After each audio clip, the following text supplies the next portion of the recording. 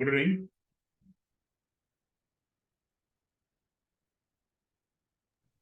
Good evening.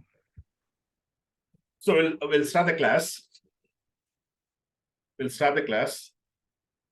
So can I start the class? Yeah, Bala. Yeah. Okay. Bala. Yes, start. A small recap. So we started with the exam blueprint, and we know the exam format. Exam questions are taken from 3 domain areas: people, process, and business environment. Except the business environment, the people and process domain will be having a major share of exam questions. And exam questions are not in the same pattern. It will be divided into 4 patterns. Majority of the questions will be multiple choice. You'll get a scenario-based questions, and you'll get a scenario-based questions, and you'll be getting 4 options. So you have to select a very best options. The second one is you need to answer multiple correct answers. So in the questions, you need to choose at least 2 or at least 3. So that will be mentioned in each and every questions. They will be asking you to choose 2. So the available option will be 5. So you need to choose 2 available from available 5, or you have to choose 3 from available 6. Then the third comes the match the following, which we call as a drag and drop. So left hand side, the terminology. Right hand side, you can see the definitions for each and every term, or you'll be getting a scenarios. So that will be not correct. It will be incorrect. So make sure that you need to take and you have to paste on the correct scenario or definitions. The last one will be hotspot. So they'll be giving you a graphical illustration. A schematic display will be given. They'll be asking you whether the project is over budgeted, under budgeted, or the project is having a budget variance and cost variance. So you need to make sure that you have to go through that schematic display, or you have to give your answers. So this will be the 4 pattern will be given in the entire 180. The time allotted will be 3 hours and 50 minutes. Then we came into the first 3 chapters. So the first 3 chapters is going to focus about the basic project management, and about the project management, about the project management office. And we went through a strategic execution framework if you're going to perform your project under the portfolio management. So there is something called OPA that will be helping us to do a proper strategic execution framework. It's an enabler, organizational project management. Then we went through the chapter number 2. So we gone through various influencing factors. So there are 2 influencing factors. One will be your enterprise environmental factors. So internal factors and external factors. The second one is your organization process assets, your policies, your procedures, your lessons learned register, right? So I'm connected with you, right, guys? Yeah, Bala. Yes. So, and your corporate knowledge databases. And in the enterprise environmental factors, one of the important factors is organization structure, how the structure of the organization. So we gone through various kind of organization structure like virtual, co-locations, type matrix, weak matrix, balance matrix, composite, strong matrix, projectized, project management office structure. And within the project management office structure, we have a supportive PMO. We have a supportive PMO. We have a consultative PMO, directive, and we have a directive PMO. So, and we came in through the last chapter. The last chapter was the role of the project manager. So the role of the project manager is going to span around the 3 areas. So we need to just draw a triangle. So this triangle is called as what? What is the name of the triangle? PMI? Talent PMI, talent. So it's a talent triangle. So one side of triangle is going to speak about your technical project management. The other side of the triangle is going to speak about the leadership skills, right? And we need to know, depending upon the changing environment, we have to change our leadership skills, or we have to change our leadership styles, right? And we need to make sure that we need to have the political awareness, we need to have the cultural awareness, and we need to have the power to understand the political landscape. So we went through each and every power. Then we completed that. Then the last side of the talent triangle is going to speak about the business objectives, right? Or we call this one as a business skills, or you need to understand the strategic management. So you're not a financial person to just select a project, but you need to know the basic information, how the project getting selected. So the business environment, right? So we can go with the business environment, and we'll be completing the first 3 chapters, and we'll be going into the process, which will be starting from the integrations. Okay. Now, how the project is getting selected, the project selection methods. So the first one will be, everyone is having a notepad, right? So why I need to know about, why as a project manager, I need to know about the project selections, because I need to make sure that how the sponsor is investing in a project. Whether the complete fund is coming from a savings, or is going to borrow a loan and is going to pay the interest for the loan is borrowed from the bank, or is going to just make a JV with other partners, and every partner is having an equal share to just invest in the project, or the bank is not enough to provide that kind of loan. So you are just advising the bank to form a syndicate. So 3 to 4 banks, they are forming a syndicate and they're going to provide a huge loan. So being a project manager, my responsibility is to fulfill the objectives. One of the important objectives is that I need to just make sure that the project should not have a severe budget overrun. The project should not have a severe schedule overrun, right? So we need to make sure that we need to complete the project as a responsible person, as an accountable person. I need to complete my project and I need to just hand over the project to the sponsor, right? Where the sponsor will decide to sell or to just make sure that he's going to leave that one for the rent, right? So the first one for the project selection method, the committee the highest committee or executive committee people or the steering committee or the financial people.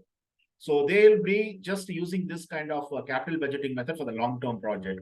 The first ever method is called as a scoring model. Please note on scoring model. The other name given for the scoring model is called as, the other name is given for the scoring model is called as multi-criteria decision analysis. Multi-criteria decision analysis, or it will be called as, we call this one as a prioritization matrix. Prioritization matrix. So they'll be calling various names: scoring model, multi-criteria decision analysis, and prioritization matrix. So we'll be having a look on this. Okay. So multi-criteria decision analysis is one of the important decision-making tool. So decision-making tool. Now, you know very well how many processes is going to support your project. How many processes in total we have to see? How many processes? 49. Even 49 processes, right? 49. Right? So you need to make sure that you can't use the complete 49 process, because the project demanding you to just use a tailor-made approach. So the project is so complex in nature, you can't avoid any process or you can't skip any process. So you need to bound to go with the 49 process. Otherwise, the project will ask you to skip some process, like you can skip the contract procurement process, you can skip your qualitative risk assessment process, or you can skip the quantitative risk assessment process, right? And tools and techniques also, you need to just have the tailor-made approach. You can't use the complete tools and techniques, because once you're working in the adaptive projects, the tool and technique will be an entirely different tool and technique. And once you're working in the predictive project as a project manager, the tools and techniques will be a different kind of tools and techniques. So what all the tools and techniques which is mentioned in each and every project, each and every process, you're not able to use for the two kind of projects, right? You need to make sure that you need to have a tailor-made approach, right? So now the selected process for you to operate your project. So once you're doing your predictive project, which will be a plan-driven methodology project, so you're able to use this process, the selected process, within each and every phase, right? Within each and every phase. In the selected process, which you're going to perform in the adaptive project, you'll be using within each and every iterations. So you are able to do the predictive project as a phase approach, and the adaptive project, you are able to break that one into several iterations, right? Now, the 49 process, right? So how the tools and techniques is selected before the 5th edition, because every 4 years once the Project Management Institute will be updating the syllabus, because the change is something is inevitable. They need to accommodate the changes, so they can't keep the book as a static. So the day they release the white draft for Project Management Body of Knowledge, until date, once the 7th edition is released, they are until the 5th edition, the tools and techniques are randomly and given, right? So like, you know very well that you need to make a coffee. So you need to know what kind of inputs you have to use, and what will be the output. You will be able to define your output, predefine your output, a cup of coffee. You need to get a cup of coffee, right? The tools and techniques will be a kettle, or the heat will be the tools and techniques, right? So how they are able to customize the tools and techniques in the latest edition after the 6th edition. So they are able to keep the tools and techniques like expert judgment. Expert judgment. So expert judgment will be a very common tool. In each and every process, you need to have the subject matter experts. Okay, I'm going to just completely, I need to furnish my office. It's going to be a 15-floor building. I'm going to take the complete building for my office purpose. So the complete 15 floors should be I need to furnish. So who's going to define the task for me? Who will be the subject matter expert to define the task? What all the tasks I need to perform for completing the furnishing work? Hello?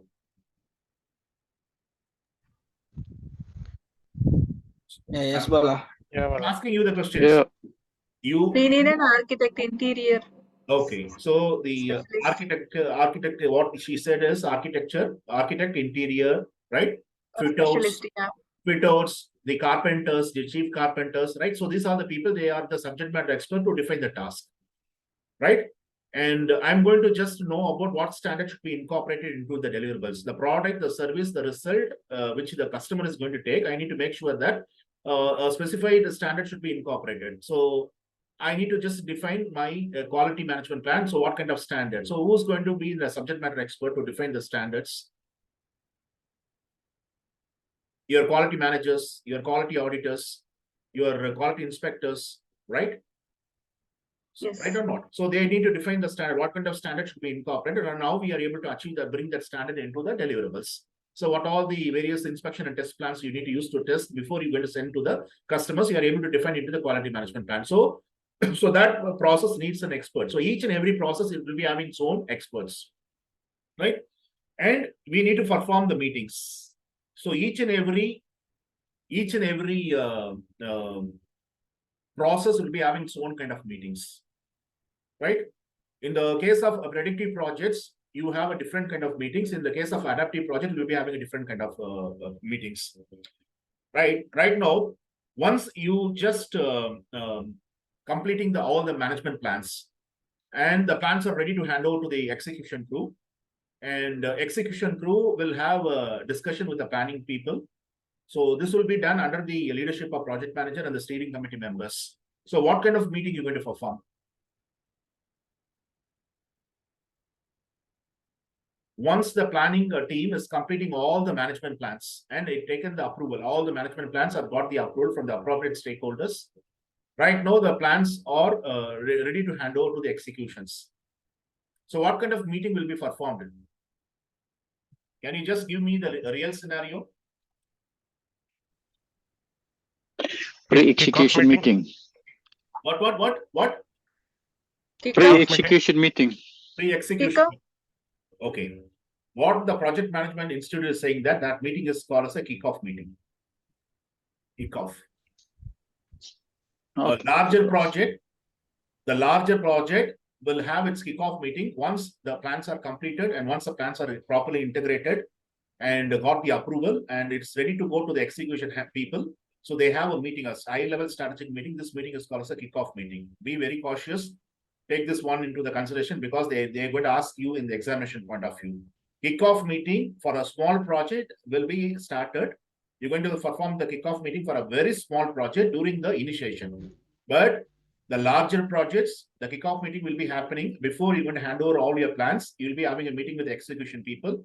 There will be a lot of discussions. Any clarifications or anything should be sorted out before the people is going to execute the plans. So they'll be having a meeting under the leadership of steering committees, sponsor, and the project manager. Nitin, you're supposed to ask something? No. Nitin? No. Manjari? No, right? No. So meetings, right? Kickoff meeting. In the case of the Agile, Sir, one doubt, please. Mr. Vinod? This in small projects means it should be in initial stage, right? Kickoff Yeah, it's meeting. the initial stage. Small project. So small project means any values there in that? Any small. How will define the small project? It's not going for like more than like 8 months. The budget is not too much of budget, right?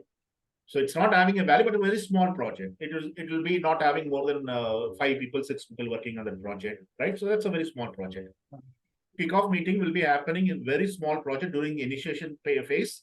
And kickoff meeting will be happening for the larger project or a moderate scale project that will be happening before the execution phase starts, right? So kickoff meeting. But in the case of the adaptive project, the meeting will be happening within each and every iterations. So they're going to call this one as a cadence, or they're going to call this one as a ceremonies. So they'll be having 4 ceremonies within each and every iteration. So you know very well, you start with iteration planning, or we call this one as a sprint planning in the Scrum. Then second one will be daily stand-up meeting, right? Daily stand-up, or we call as a daily Scrum. The third one is an iteration review, or we can call this one as a sprint review. The fourth one is a retrospective, and the last one, the Scrum environment, they're going to call this one as a retrospective sprint meeting, sprint retrospective. So this will be the 4 compulsory. It should be in order. Is it clear, guys? And we have various kind of meetings also. Like we have a strategic meetings. We'll be having a team building meetings, right? And we'll be having, once the project is closed down, in the predictive project, they're going to call this one as a customer wrap-up meetings. Customer wrap-up meetings. And a meeting will be happening between the project manager and the team. That meeting will be called as a lessons learned meetings.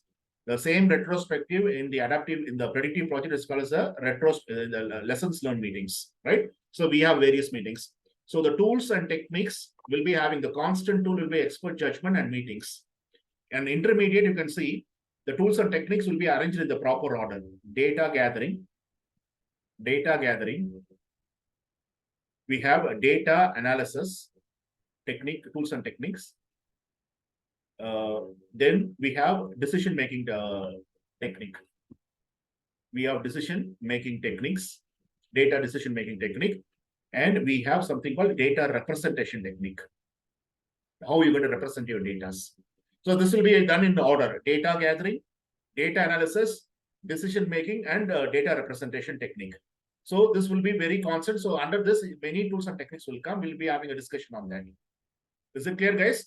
So your multi-criteria decision analysis will be one of your decision analysis tool and technique. So this will be one of the important tool, will be used in various process. But before the project is initiated, the subject matter expert will be using the multi-criteria decision analysis as an important technique for them to take a decision whether to go back to invest and which project to invest. So everyone come forward, please. Arun, Mr. Vijay Babu. Yes, Bala. Okay. You're working in Qatar or where? Qatar. Qatar.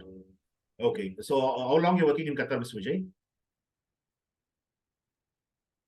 It's 3 months. 3 months. Yes. Okay. So who is having a long experience in Qatar? Arun, Faisal? Anyone? Pavan, Yuvaraj, Venkat, Vinod? 9 years. 11 years. Okay, 5 years of experience. 5 years of experience. You have a car. Who said that? Vinod, you said you have 5 years of experience, right? 11 years. 11 years. Okay, Mr. Vinod is having 11 years of experience. Mr. Vinod, you have a car? Yes, sir. Okay, what car you have? This cruise. Huh? Charlotte Cruise. Okay, Cruise, eh? Yes. Okay, Chevrolet Cruise is having. How you selected this brand? Initially, what the dream for everyone to come after, once they coming after the Middle East, is that they need to get the driving license. And once they got the driving license, they achieved an important milestone. So the next thing is that they need to buy a car, either a first-hand car or they will be going with a second-hand car, right? Now, if you're going to buy a first-hand car, what all the criteria you're going to select? What are the criteria you're going to analyze?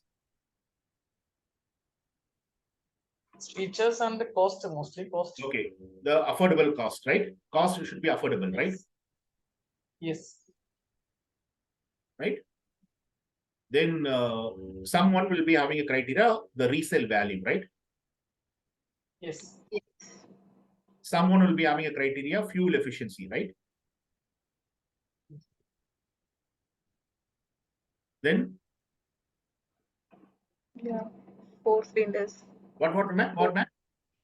4-wheel drive or normal one we have to decide. Okay. 4-wheel drive, eh? Yeah. Okay. 4-wheel drive. Okay. And latest model like Okay. Latest model. Okay. Maintenance. Maintenance. Maintenance cost. Maintenance cost. So this is all the criteria, right?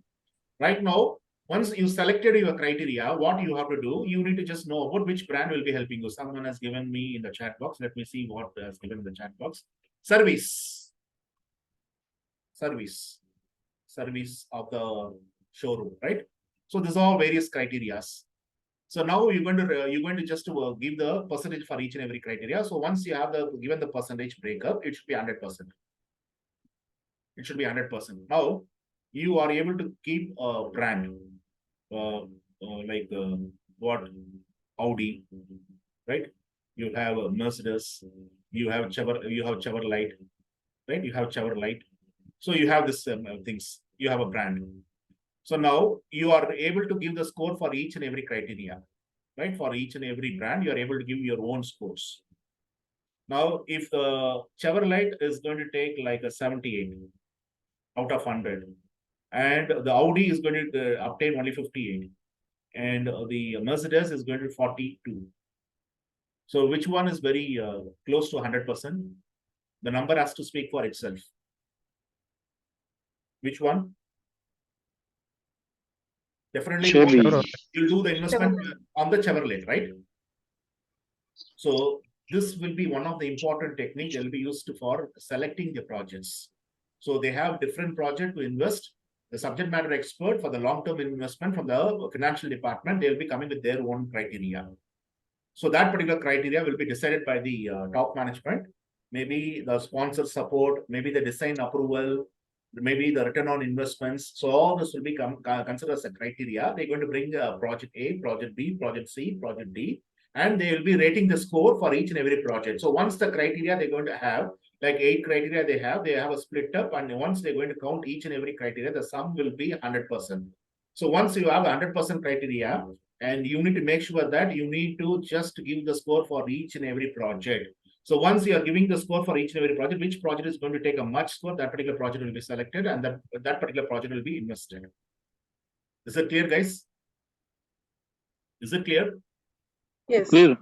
Okay. It's not only used in the project selection, even you can select your team members. So the project manager need a particular team, a particular specialized subject matter expert, and is asking the HR person to just recruit that person for his project. Maybe a program writer, maybe a particular person will be like a team leader, or you need a foreman, or you need a site supervisor, site engineer. So he is giving his requirement list to the HR. The HR will be using various criteria, like this criteria. They'll be using this criteria for them to select the people. So they're going to receive 4 to 5 CV for one post. And each and every CV has to be rated on the criteria which the HR person is going to bring. And which CV is going to take a much score, that particular CV will be selected, and the HR will be sending the job offer letter, right? Like whether the particular person can affordable to take the salary which the company is going to give, whether the person is having the ability to work in the international conditions, what is the attitude of the person, what is the skill level of the person, what is the competencies, and what is the experience is having in the field, and any other certification is having. So this kind of criteria will be listed out, and he is going to bring that criteria to 100%, and is going to bring the CV number 1, CV number 2, CV number 3, CV number 4, and which CV is going to take a much score, that particular CV will be selected, and the job letter will be issued. Right? So even for you to select your team members, you can use this multi-criteria decision analysis, not only for the project selection methods. And even this particular method will be used for you to select your vendors who's capable for doing the procurement in your projects. Is it clear or not, guys? Clear, Bala. Yeah. Then comes murder board. Murder board. The panel committee members will just make sure that they will come with a negativity. If the project manager has decided to go with one project, and they will ask the project manager to come for a meeting, and the board committee, the panel committee members will be giving the negativity of the particular project which is selected by the project manager. So they will throw the negative comments on the project. So the project manager has to come with a positive comment why he has to support that project. So what is the benefit in supporting that project? So the project manager and his team, they have to come with the positive comments. The panel committee, they have to come with the negative comments. If the positive comments are more than the negative comments, then the murder board will be accepted to invest in that project. If the project manager can't give the positive comment and it's less than the negative comments, that particular project will be killed. So they will not make the investment on that kind of projects. The reason is that the panel committee, before doing the investment, they need to get the positivity of the project. Why we have to do the investment on this kind of projects? Is it clear or not, guys? Is it clear? Yeah, Bala. It doesn't want to murder that project. They need to get the positive comment from the project, why we need to do the investment, whether they are able to get the return on investment, whether it's potential for them to do the investment in this kind of project. So they need to get the highest positive comment from the project manager and the implementation team.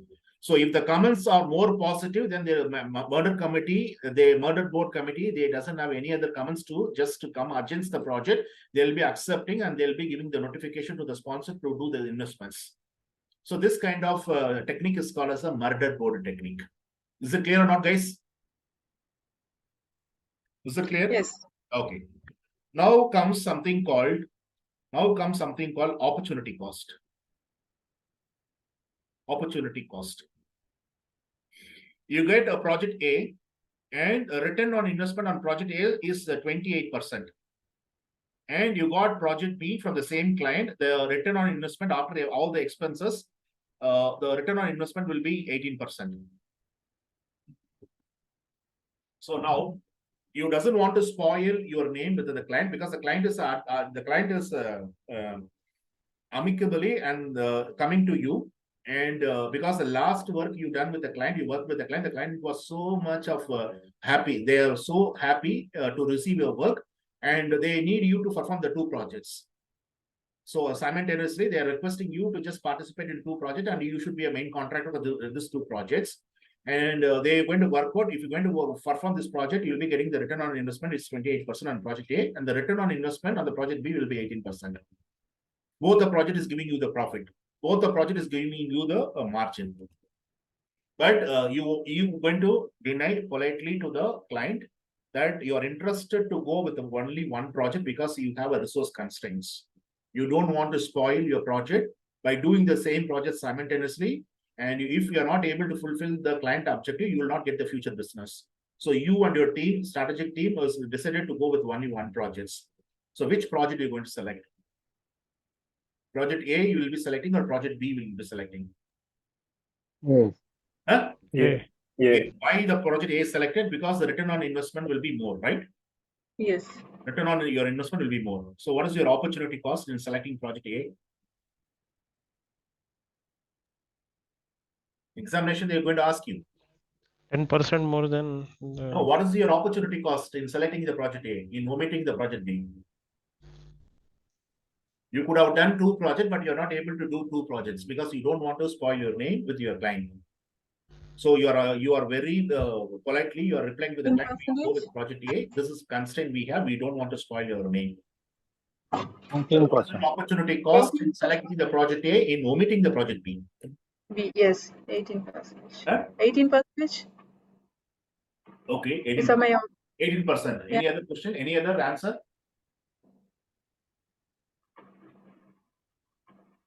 Any other answers? 10%. 10%. Okay, 10%. So we got you 2 answer. Who all supports 18%. Ms. Kala said that she's the opportunity cost is 18%. Nitin is coming with an answer 10%. So whether to go with the 10% or 18%? Nitin. 18% is opportunity lost. Okay, 10% opportunity lost. But you are losing the complete 100% this opportunity. 18. Yes. 18%. So what you could have done, you are not able to do in omitting the project, right? So you are able to lose the 100% opportunity in not performing the project B. So you are going to lose 18%. So opportunity cost will be 18%. So 100% you are going to lose your opportunity in not performing the project. So the opportunity cost for this particular scenario will be 18%. 100% opportunity you're going to lose. So we have a different perception, but once you're sitting as a financial person or portfolio manager for long-term investments and corporate finance, these people will be having a different mentality, right? Okay. So this is one of the capital budgeting method will be used. The other capital budgeting method is used to select a project is payback method. Payback. Okay. Project A. Investment for project A is 100,000, and you're able to take this investment within 6 months. Okay, from 7th month onwards, you are able to get your profits, right? So each and every month you are able to get $12,000. So dollars. And project B, the investment is $160,000, and you are able to get this one after the 13th month. You are able to get on 12th month. 1 year you have to wait for you to get your original capital. From the 13th month onwards, you are able to make a profit around $28,000. So once you're going to apply this kind of method, so which project you're going to select? Again, you have a constraint on your resources and other things. So you can do only one project. So if you want to use the payback method, you will be selecting project A. So the investment is only 100,000 and you're able to get this capital within 6 months. From the 7th month onwards, you're able to get your profit around $12,000 per month. And project B, the investment is huge, 60,000 extra, 160,000. And you're able to get your original capital by 1 year. You have to wait for 1 year for you to get your capital. From 13th month onwards, it will be 28,000. The project will be giving you 28,000. So if you're going to apply the payback method, so which one you're going to select? Anyone, please come. Project A. Project Project A. Not project B. B. So Project A. Kala wants to go with project B, and Yeah. Venkat and Rajendra wants to go to project A, right? Yes. Yes. Okay, Ms. Kala, Yeah. if you're going to apply the payback method, the preferable thing is that shortest payback method. Okay. Because it's going to ignore money over a period of time. The value of the money will be ignored over a period of time. So the shortest payback method, right? You're Okay. able to get your profit on the 7th month where you can do the investment on the given profit. So you can invest this 12,000 in any other business. But here you need to wait for 1 year and you have to get your profit on the 13th month. So once Okay. you're going to use the payback method, as per the subject matter experts, we have a different perceptions. But according to the financial person who's having a strong knowledge on capital finance, capital budgeting methods, so they'll prefer to you go with the shortest payback method. Is it clear, sir? Ma'am? Shortest Yes, payback. Bala. Clear. Okay, clear. Clear. Okay, then comes something called sunk cost. Sunk cost. Okay, a friend of you is coming and is asking you to do the investment 100,000 in a share market. So where you are able to sell the share, and you, once you are investing on the first month 100,000, you are able to get 300,000 in the 3rd month. So 100,000 today you're going to do the investment. You will need to wait for 90 days for you to get 300,000. You can sell your share and to the market. So the money you can make is 300,000, 200,000 you'll be getting the profit. Right now it's almost 4th month. Nothing is going on your way, and the complete share was shrinking because of market condition, inflations, everything is making that particular share to shrink down. So you're completely losing that 100,000. So you and your friend is not having a good terms for 6 months. And again, the same guy is coming and asking you to do the investment today, 100,000. You don't require to wait for 3 months. Within a month, within 2nd month, you're able to get 400,000. That means you're able to get 300,000. 300,000, you'll be getting profit for the investment which you done for 100,000. So now you'll do the investment, or you'll look back that 100,000 you already lost. We lost. You will not invest. Right? You will not do the investment because you have to look back what it was done 6 months back. So the same thing will be happening. So you have a fear, or you may have a risk to do the further investments, right or wrong? Yes. Right? Okay. But according to this subject matter experts, so the mentality is a different mentality. They will always look forward, not retrospect. Right? So they'll be doing the further investment 100,000 for them to get 300,000 some profit. So that will be your sunk cost. So for you to understand the sunk cost, farmer was not doing any kind of insurance, and he was doing the paddy cultivations, and he is doing some intermediate cultivation within the paddy cultivations, and suddenly there was an unseasonal rain, completely destroying the paddy field. So what happened? He's not able to take even a small grain from Yeah, that. they will lost the money. He has lost, right? So after Yes.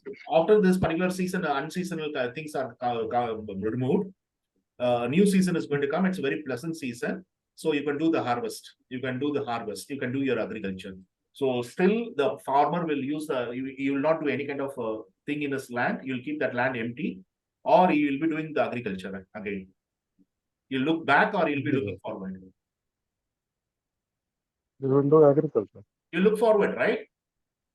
So sunk cost will not make you to retrospect. Always sunk cost will be going with the forward looking attitude. You don't look what money you lost.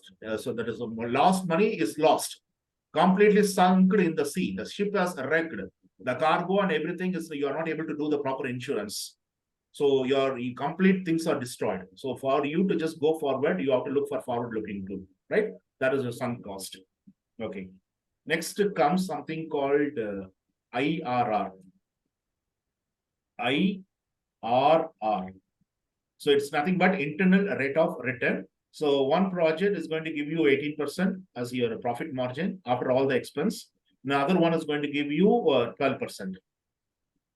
So it's project A and project B. Like you do your investment in the bank. Doga Bank is giving you 12% and the QNB is going to give you 18%. The same money is invested. So which one are you going to select? Obviously, A.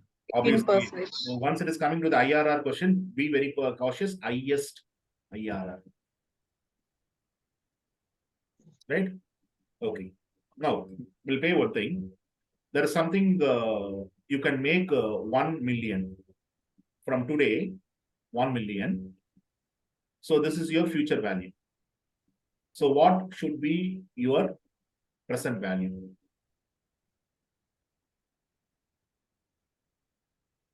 It is depends on the rate of return and the tenor. Rate of the return. So it is based on the rate of return and the number of years, right?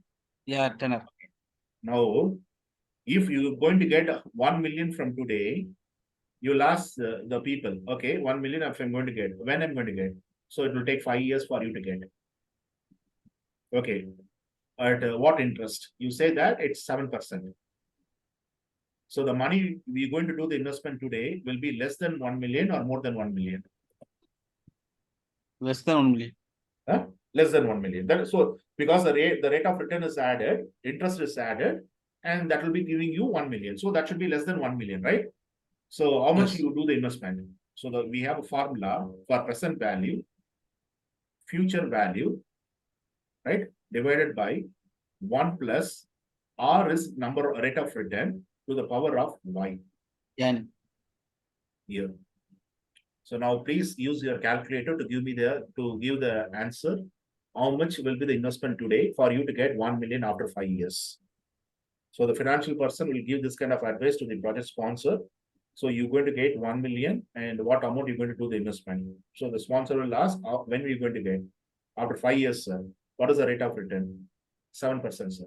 So what money the sponsor has to do the investment today to get 1 million after 5 years? Bala, can you repeat the formula, please? Of the future value divided by 1 plus R. R is your rate of return to the power of Y. Y is your number of years. So 5 years, 7%. You're able to see, right? Future value Yes, yes. divided by Yeah. 1 plus R to the power of Y. So this is your present value formula. So what X amount you need to invest to get that 1 million? From today, you need to you have to do some X amount of money as an investment, and you need to wait for 5 years. That will be matured, and you'll be getting 1 million after 5 years. Use your calculator, mobile calculator, for you to get your answers.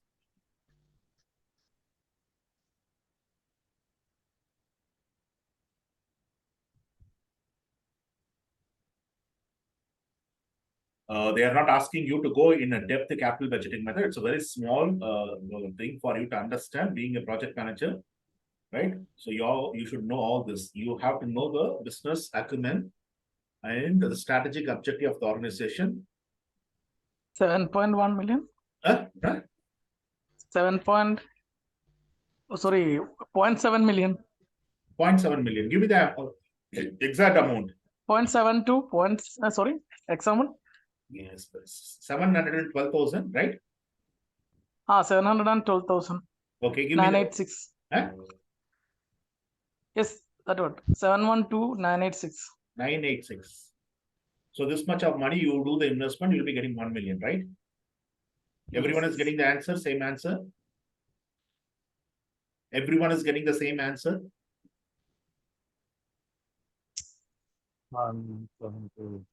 What we have to do, we know very well that you know your present value, you know your future value. So what is your future value? 1 million, right? So divided by 1 plus 0.07, right? 5 times. Right or not? So what happened here? 1 million divided by 1.07, 1.07 into 1.07, right? 1.07, right? 5 times, right? Yes. 1.07. So what is the value you're going to get? The numerator will be having 1.42 something, 1.423 something it will come. 1.4025. Okay, so 1 million divided by 1.4025. Four. Value going to get, you will be getting 712,000, right? Nearly 713,000 will be the investment which will be done today, and you'll be getting 1 million after 3 years. Sorry, after 5 years. Yes. So everyone is able to get, right? Yes, Yes. yes. Okay, now the similar thing, we have to go for future value. The future value will be present value multiplied by 1 plus rate of return to the power of y. So present value is what? 713,000, right? Yes. So that will be multiplied by 1.4. What you said, sir? 0. 0. 2552. You're able to get 1 million? Yeah, roughly. 1 million. So we have present value, we have future value, we have internal rate of return, and you got your opportunity cost, the sunk cost, the scoring model, which will be called as a prioritization matrix or multi-criteria decision analysis, right? Right? And we gone in through. We have to go one more thing called return on investment, ROI. The return on investment will be having a formula: gain minus the cost divided by cost. Right? So this is the formula, and you have to find out the percentage. So which one we have to do the investments. For example, you and your wife or you and your husband are the alumni of the same school. Now you are visiting your school, and the school management is giving you the information that they need funds for them to come with the additional block. And since the old block is very old, they want to demolish and they want to build a new block, they need a funds. So they are asking you to conduct something. So what you are saying that being a chairperson for the men wing, you are giving a suggestion that we need to just print some t-shirts. Okay, t-shirts with your school logo wear, and that is going to cost you $3,000. The gain you're going to get is $4,800. Once you're going to sell, you are able to make $4,800. So what is your return on investments? And your wife is saying that we can come with a raffle. We can give a coupon. So let the people win the prize. So what is the money we're going to invest? The cost price for printing the raffle tickets will be 2,800. And once this money, number of raffle is sold, so you can make around 5,220, 5,320 as your income. So what is the return on investment for t-shirts and raffle? Which one we have to go? What is your return on investment for t-shirts and what is the return on investment for raffle? Raffle is What is good. the percentage? Gain minus cost divided by cost will be the formula for return on investments. We call this one as a ROI. It's not a return on assets, it's a return on investments. Internal return on internal return rate of internal return of what we call IRR, internal rate of return, right?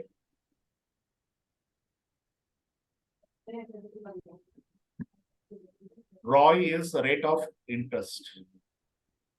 Return on investment, sorry, return on investment. So what is the return on investments? ROI, 2519. which one? 2519. Raffle. Raffle is what? 250%. Yeah. 19. Yeah. Okay, this one, t-shirts,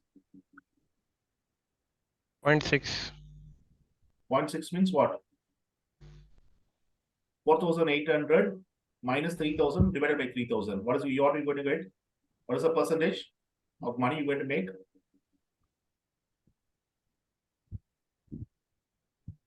60%. 60. So the return on investment is 60% year, and 251 times, right? Yes. 251%. So which one you going to suggest? The raffle tickets, right? So for next parent alumni meeting, you are able to print a lot of raffle tickets, the coupons, and you are able to sell that one in a massive amount, and you are able to get a larger return on investments. So this is your ROI. And there's something called NPV, the net present value. NPV, net present value. So there is no formula for project management exams. So the NPV exam question, the highest NPV should be selected. Right? If NPV is going to be greater than 0, accept the project. If NPV is going to be less than 0, reject the project. If NPV is equal to 0, then you have to work out with other capital budgeting method. So NPV is nothing but the cash flow minus your total cash flow minus your total cash outflow minus total cash inflow. That means at all the expense that should be minus with your cash inflow. Cash inflow is your profit minus your cash exflows. So the total amount of cash exflows minus cash inflows will be your NPV. Highest NPV should be selected. If NPV is greater than 0, select a project. NPV is less than 0, don't select the project. If NPV is equating to 0, then you have to make sure that you have to work out with other capital budgeting methods. So we have completed your all your capital budgeting methods. So the project. What is the expense for NPV? NPV? What is the expansion for this NPV? Can you repeat once again? Explanation. The total. Yeah. No. The total Full form. cash inflow minus total cash outflow. Net present value. Yeah, net present value. Net present value. Right. Net present value. Net present value.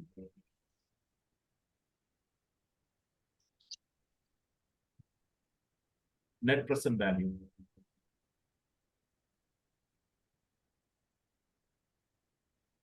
Okay. Is it clear? Yeah. Okay.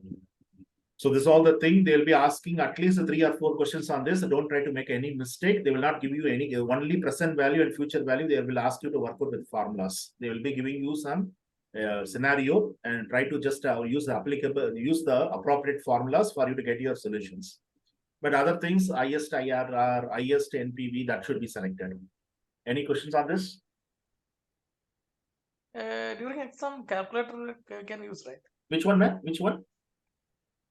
No, during exam, this type of equation we need calculator. No, calculator will Use not be system allowed. Calculator will not be allowed. All your 180 questions will be having the inbuilt calculator. Inbuilt calculator, you can use your cursor to click that calculator. You can use your Okay, in the system itself we can system use. itself inbuilt. That will be inbuilt, and you have to know which one is a problematic sum. You have to use your calculator. It will be appearing in front of you. You can just punch your numbers. You can do your subtractions, additions. You can do the divisions, and you can do your multiplications. Right? This Bala, is- will be getting any pen, paper in during the exam just to do any rough work? Nothing will be there. Nothing will be there. Okay. Even there will be a scratch sheet available in the inbuilt calculator in the system. Okay. Because just download the applications, it will be inbuilt within the system. You can just use that one as a rough paper for you to just do something. So don't try to, you are not allowed even to wear your watches. They will not allow you to take even your handkerchiefs, scratch sheets, pen, pencil, everything will be removed. Even once you're writing your examination through OLP, online proctoring, they will be checking your desk. Your desk should not have any kind of pen, pencil, scratch sheets, a calculator. Only your mouse and your system should be connected. That's it. If they're going to see any other things other than this, then they will ask you to remove. Then they will be asking one more time to go for a check. 360 degree, they have to check east side, west side, front side, below the below your bench, below your chair. So everything they're going to do a rigorous check. Then only they're going to release the exam questions. Unless they are not satisfied, they will not release the examination. And if even though you are very adamant in removing something, they will just wait for some minutes, and after that, it's going to overshoot their patient. They will be revoking your exams. They will be stopping your examination, and they'll be giving the explanation to the certifying body. They stop the examination because of this. The person is disobedient. So don't try to do anything. Don't try to take anything with you. You need to use your computer and only the mouse. If the exam center, you are going to targeted examination, even the proctor will not allow you to take all these materials. Even though you brought materials, you brought the stakes of paper, pen, pencil, watch, kerchief, water bottle, everything. They're going to give you a locker room, and they're going to make you to keep all your belongings in the locker. And you need to mention, you have to take the locker key from your proctor. Only locker key should be there in your pocket. Is it clear, everyone? Yeah. Okay. Yeah, Bala. Okay. Now we gone through the first 3 basic chapters. So the introduction, the influencing factors, the role of the project manager, and we will go with the process. So we're going to speak about the process, not in the depth, because the latest examination is not a heavy process-oriented approach, but we need to have a basic understanding of how the process. So being a project manager, being a team leader, you're going to select your process in having a discussion with your team, and you need to integrate your process into 3 levels. There should be 3 levels of integrations. Integrations will be having 3 levels of integrations. The project manager has to integrate his project to 3 levels. Please note down, the first level of integration will be a process level integrations. Process level. So you need to make sure that you have to integrate your process in an appropriate way depending upon the complexity of your projects. So you need to just integrate your project based on the process level. That is the first level of integration as a responsible project manager you have to do. The second level of integration, the project manager has to know about the project context. So context level of integration. You need to understand your project. So you should have a proper understanding about your project, and you need to know about the context. So the context level of integrations. The third level makes you to just use your experience, your knowledge, your skill set. So you need to have the integration to the cognitive level.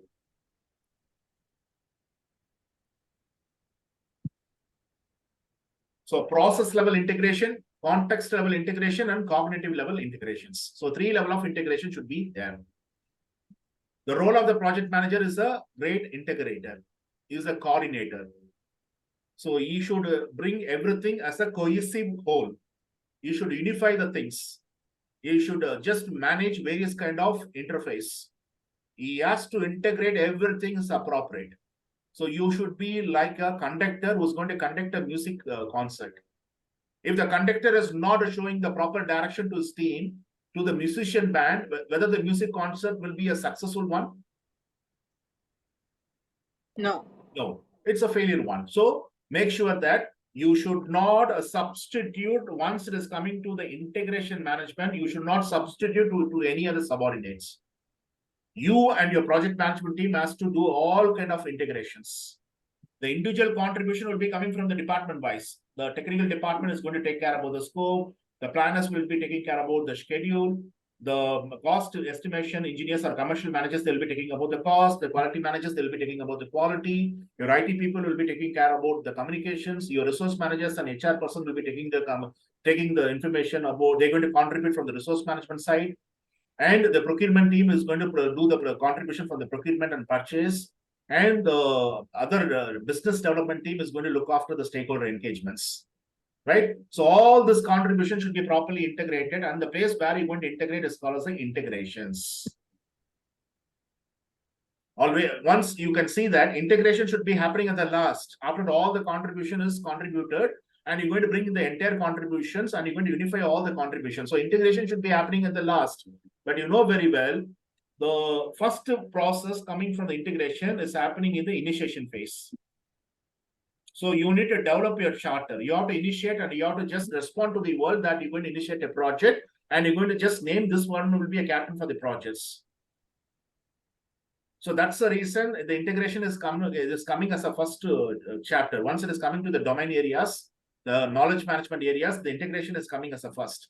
But in the real projects, the integration should be done at the last. Without getting the contribution from the individual contribution from all your departments, you are not able to integrate the things. Since you need to initiate a project, the process is happening in the initiation phase. So integration has to support. So that's the reason the integration is coming as a first knowledge area.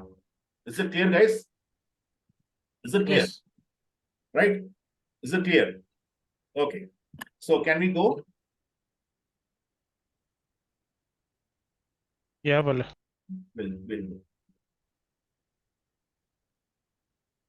Mr. Bala, actually, that is showing some black background in your screen. It is Now? hiding all the text showing in your background. Now? Yeah. Now? What you are able to see? Yeah, we are able to see only till outputs. Yeah, this is, yeah. Develop project charter is there? Yeah. Yeah. Yes. Okay. I think something is enabled. Some Yeah. selection happened, it seems. That's why it's showing some dark colors whenever you click your mouse. Dark color backgrounds is Now? like Because a of the screen. mouse clicking, you are getting that Now? shadows. Now? It's not No. hiding anything, but sideways, side No, both actually up what and happened here, side. I'm Top and side it is showing some black background screen. black backgrounds. Not background, because of the mouse clicking, you are getting that whenever you are clicking your mouse, you are getting that shades wherever you are moving your mouse. No, actually what happened here, I'm using my digital pen. Could be the reason. Now Anyway, now it's it clear. is not hiding the content. I think we can proceed. Now it's clear, right? Data is available. How about others, that you check it with others? You're able to see the process name project charter, guys? Yeah, we Yeah, are seeing, yeah, if the but content now is it's gone. Now? again I it's think appeared. don't use your pen, could be the reason. Now? Fine. No, it's okay. Okay. So the first process is develop project charter process. Nitin Manjari is giving something. Okay. Now, we have given the snapshot, how it looks Snapshots. So in you the can right see, corner. okay. You can see the integration is only one knowledge area. You can see the all the at least one process will be supporting all your 5 process group, right? You're able to see new screen in front of you. Can you able to Mr. see? Bala, Huh? that Title is top and not bottom. available. Huh? Knowledge area title is hidden by that shared. I will share the photo in the WhatsApp group, Mr. Bala. Okay. You can understand. Now, Yeah, now it has gone up. okay. Okay, there is something like a panel is coming in for many functions. There is the panel which is coming, a very black panel. So you're not able to see. As a person, I'm able to see that. So that particular panel will be giving you that black color shades. Now it's okay. No, No, Yes. see, now fully. Now what you can see right now. now it's okay. I will share the photo, Mr. Bala. Okay, in now WhatsApp. okay, right? Bala, now we can see that project integration management, all the 5 process we Okay, can all the see. 5 process group, you can see at least one process from the integration is supporting all your 5 process group. You can't see the other knowledge area will support the initiation as well as the closing, right? Can you see the scope management? The process is supporting the planning and the monitoring and controlling. The schedule management, our process is supporting the planning as well as the controlling. The cost management also is doing the same. The quality management is supporting all the 3 process group. Planning process group, it's like 1 process. Execution, 1 process, and the monitoring and controlling. Resource management, 2 processes supporting the planning side, 3 processes supporting the execution, and 1 process supporting the monitoring and control. Communication is having 3 processes. So there is no process in the initiation and the closing. Similarly, the risk management doesn't have any process to support the initiation and the closing. And the procurement is also the same. It's not supporting the initiation as well as the closing. The stakeholder management is not supporting with the closing process. So only the integration is the area where you can see at least 1 process is supporting each and every knowledge area. Is it clear, guys? Yes. Is it clear? Yeah, Bala, yeah. We can proceed. What screen you can see See, now fully black. now? Now Now we can see, yeah. you're able to see, right? It's visible. Now right? again black. Now again. Now, Now okay. Nothing to do with your pen. no. Okay. So now we have project charter, right? Can I proceed, sir? Everyone. Yes, sir. Yeah, Bala, yeah. Okay. Project charter. The project charter, you are able to define your process output. You need to come with your project charter. The same project charter, we have the other standard from the British, from the UK. So that is the Prince2 standard, right? So what is the name given for the project charter in the Prince2 standard is a project brief. Write this information. We have 2 standards to support the project management. One is your project management body of knowledge from US. The second one is your Prince2, which is project in controlled environment, version 2. So the project charter, they're going to name as a project brief there. Project brief is a name is given for that document. And a project charter is a name given into the PMBOK standard. Now my question to you. Project charter is a formal document or it's going to be a legal document? It is a formal document. It's not a legal document? No. Legal.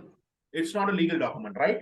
So a project charter is going to be a formal document, not the legal document. You are not able to bring any kind of contract terms and conditions. So that is going to be a formal document. So what is the necessity for you to have the project charter? Why the project charter? Why this particular standard is insisting you to have the project charter? That will be the document that will be initiating your project. Why the project management body of knowledge is insisting you to go create a project charter? And project management body of knowledge is giving you the advice not to just dump complete information in the project charter, because the project is going to start as Genesis right now. So there's no need for you to dump several kind of information. You need to make sure that the project charter should be a condensed document. It should be not exceeding more than 3 to 4 pages. If you're going to see the material which I send as a form, the form of the various forms, in that you can see the project charter, how you have to define the project charter. You can see in that particular templates. What all the things you have to define and what all the things you should not define. There is a clear guideline is given in the templates. I send you many templates. It should be in the condensed format. So what information you can see in the project charter? Anyone? Why the project charter is in place? If you don't have the project Take charter, care what? Huh? To know the contact details for each and every activity, High level scope of high our level. project.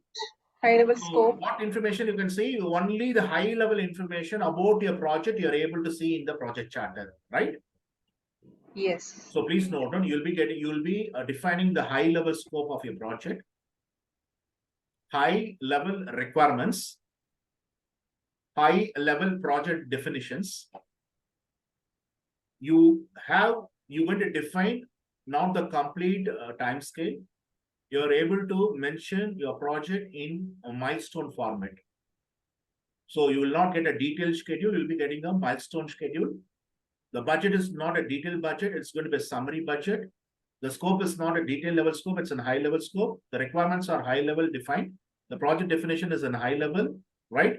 The procurement will be in high level. And very important informations, the project manager name will be printed in the project charter.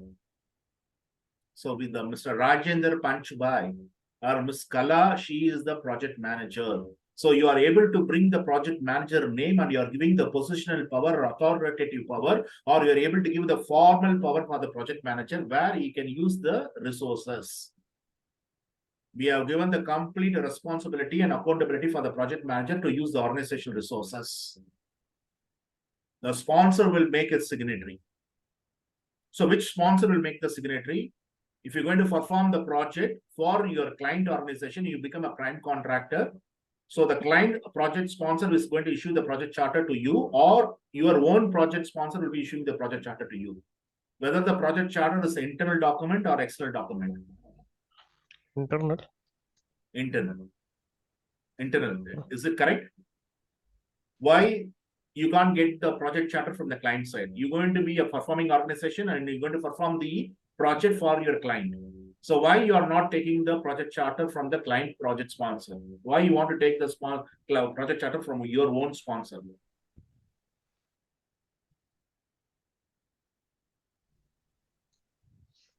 Project charter is something which we will be developing during the initiation of the project, and it's Mhm. like the decision to take or reject the project is already been done before we All start the developing process you project need to, charter. what Mr. Nitin is saying is 100%. What all the process you're going to just select and apply in your project, that will be selected once you're going to get your award from the client organizations. Once you are getting the award for you to perform as a main contractor, then you will be selecting your process. These are all the things you'll be doing on the post contract award period. You will not do this one in the pre-contract award stage. You need to do all this process, selecting all your process, tools, techniques, skill set, everything will be done on the post-contract award period. Is it clear or not, guys? Yes. Yeah. So why I need to name the project manager in the project charter? The project manager has to get the authoritative power to take the project towards its objectives. So what all the objectives, the business objective, the project manager is a responsible person to just fulfill.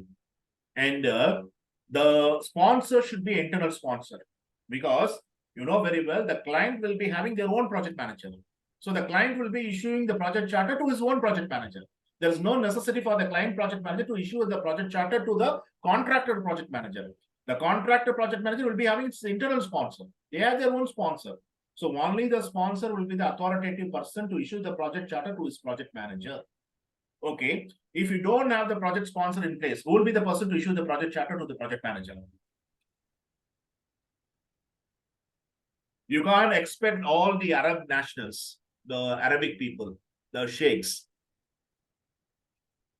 right, to issue the project charter. They will do only the cash kind. They're going to do the investments. Rest of other things you have to see. I need only the very urgent informations. And I need to know the very main information. So until then, don't disturb me. I do have a lot of business to do. So if you have this kind of sponsor, so who's going to issue the project charter to the manager? Someone from the organization has to issue the project charter to the project manager. So we say that the sponsor has to issue. Now the sponsor is having multiple business and he has to go for a business trip. One day he has to go for Europe, another day he has to go for America, another day he has to go for a subcontinent area, and another area he has to go for, another day he has to go for a Pacific countries. So he's traveling here and there. So someone has to issue the project charter. So who will be the person who will be issuing the project charter to the project manager?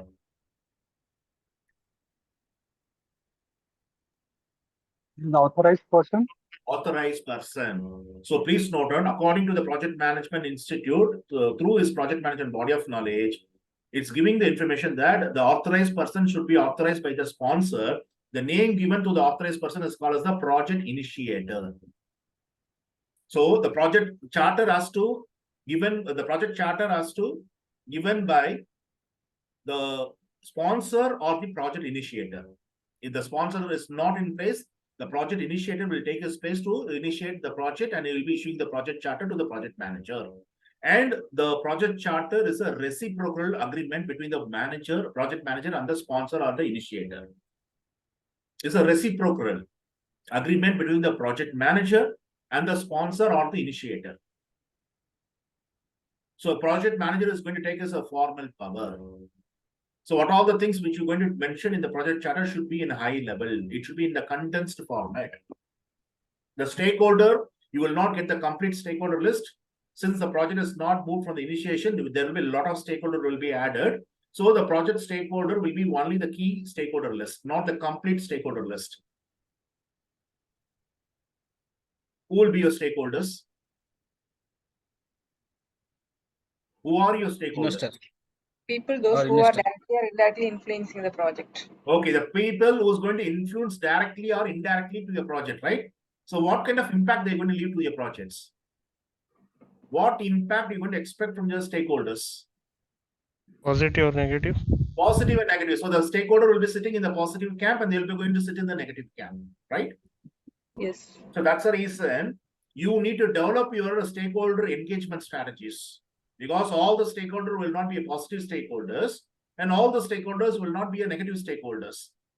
But you need to make sure that your strategy should convert all the negative stakeholders to come into the positive camp, and all the positive stakeholders to increase their positivity. They should not jump from the positive camp to the negative camp. So what kind of strategy will help you to just retain your stakeholders?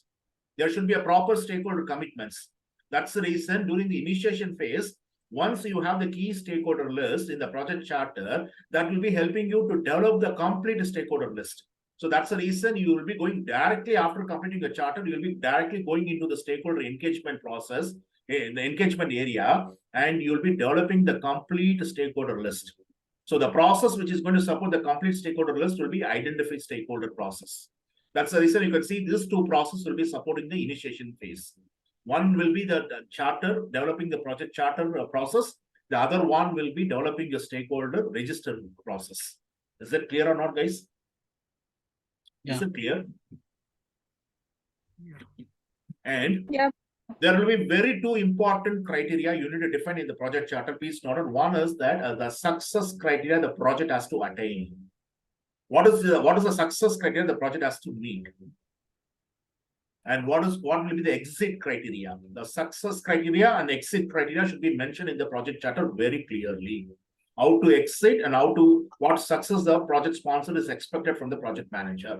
So the success criteria is mentioned and the exit criteria is mentioned very clearly in the project charter. So the project charter is a reciprocal document between the sponsor and the project manager.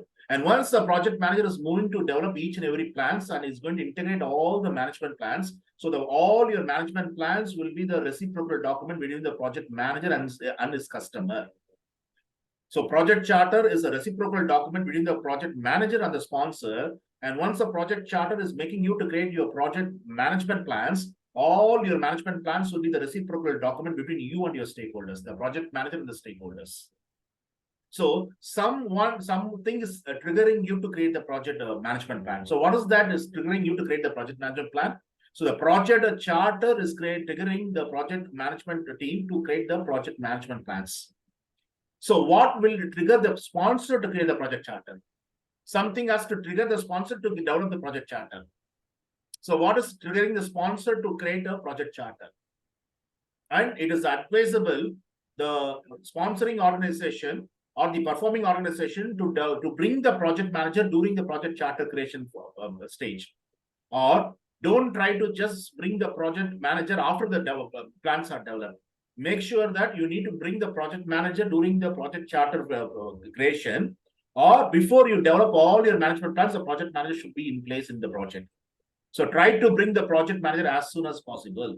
You need to name the project manager in the project charter. If the project manager is not there in your project team and is working for a different project outside your project team, and you will come after 1 month, so try to just bring before all your management plans is getting developed. You need to bring the project manager before the development of your plans, or you need to bring the project manager during the project charter creation. You can't make any changes in the project charter. You can't make any changes in the project charter. The project charter is one of the formal documents that will be maintained as a static. It will be static, it will not be updated. Until you're going to close your last activity, until you're going to finalize your last activity for a final phase or any phase of your project, make sure that you should not change anything which brought in the project charter. It should be static in nature. What small edit you can do in the charter? I'm the person to give you the communication that you can't change anything in the charter, but you can change something in the project charter. So what you can change something in the project charter?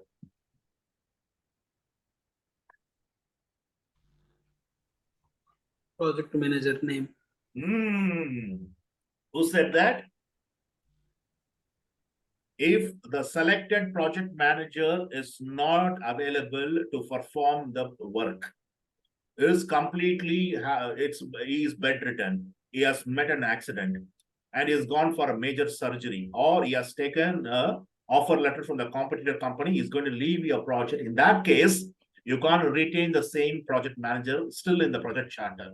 Or the project sponsor is changed. He has sold the entire project to the other sponsor. Can you retain the project sponsor, old sponsor name in the project charter still? No. You have to do this kind of minor edit. So only this edit is permit for you to just do. You can do this kind of course corrections, but you can't just change anything which is defined in the project charter. High-level scope, summary budget, milestone schedule, high-level definitions, high-level requirements, everything should be written as the same. Success criteria, exit criteria, right? So project charter is a triggering document that will trigger you to create your management plans. So something has to trigger you to create the charter. So which will be triggering you to create the charter?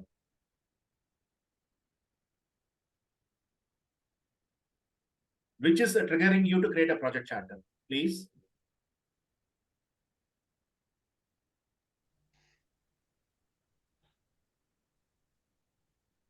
Hello? Opportunities. Business. Once we get the new business, then only we'll get into projects, right? Can you see the business case here and a benefit management plan here? So who will be the custodian for the business case and benefit management plan? Who takes the custody? Who will be developing the business case and benefit management plan? Please highlight this one. These two documents, the entire project, these are the only two documents. They're going to call this one as a business document, not the formal or legal. It will be the business documents. There are only two business documents available in the entire project. One will be the business case, the other one will be the benefit management plan. So this will be triggering you to create the charter. And the charter will be triggering you to develop the management plans. And what triggers the sponsor, who's a custodian for the business case and benefit management plan? What triggers the sponsor to develop the business case and benefit management plan? These two business documents will be created by the sponsor or the steering committee or the high-level executive team. So they're going to develop the business case and benefit management plan. So what triggers them to create the business case and benefit management plan? So this all the things will be happening in the pre-concept stage. Project selection, What? demand supply. Yeah, it's correct. Please note, the correct name is given for that is a feasibility study. All the feasibility studies will make the sponsor or the steering committee will create the business case and benefit management plan. But something has to trigger the people to develop the feasibility study. Whether it's a budget feasibility, environmental feasibility, resource feasibility, various kind of feasibility, regulatory feasibility. So various kind of feasibility studies will trigger the sponsor to develop the business case and benefit management plan. That will trigger you to create the project charter. And once the project charter is created, that will trigger the team to develop the management plans. So which will be triggering the steering committee to develop the feasibility study, or any person from the financial side will create the feasibility study. Like a project management consultancies or any consultants. So they will just create the feasibility study. Based on that only, the sponsor will move forward to develop the business case and benefit management plan. So which will be triggering the organization, the client organization to create a feasibility study.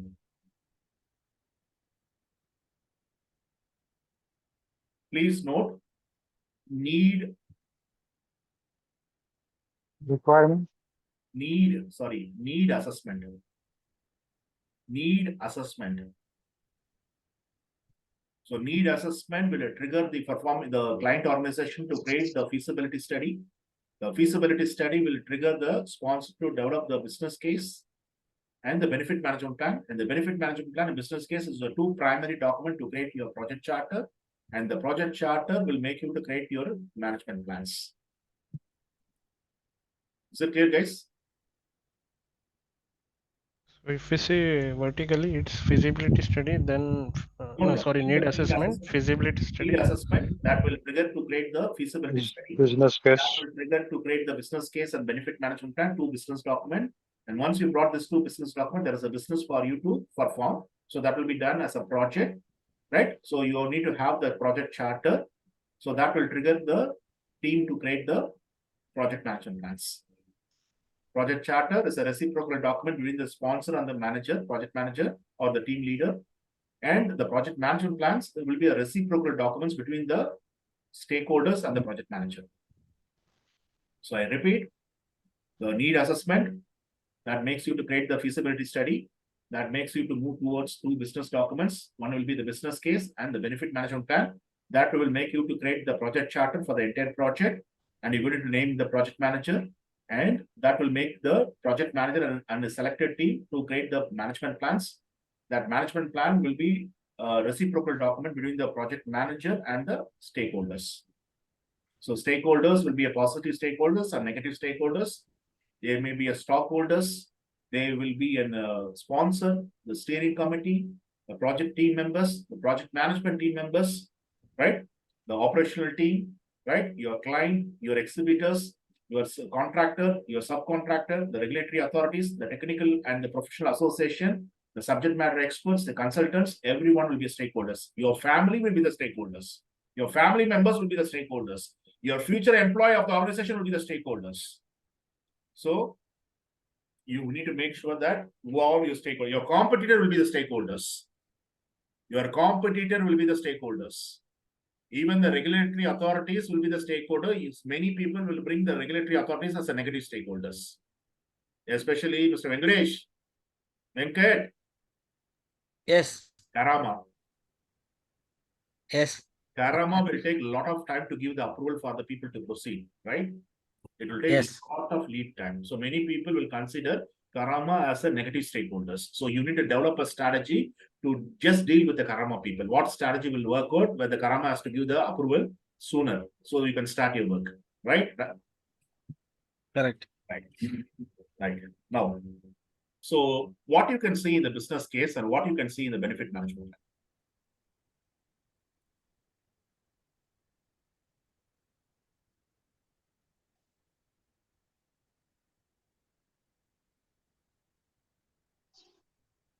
business case, they will justify why one should do one business and not Please other. note, the complete business justification will go into the business case. The complete business justification will go into the business case. Then this is a document that will be giving the justification for the performing organization, why we need to do the investments, why we need to undertake this project. You have to give the business justifications. Right? You have to give the business justification why we need to invest in this project. Right? Right? So the justification will be for a strategic opportunity. The justification will be for a strategic opportunities. My sponsor will come to me, always you are doing a business around 100,000, 120,000, 80,000. So why you are not able to improve the business? Why you are not able to bring more margin? So can you just introduce more training courses? So I need to do a project.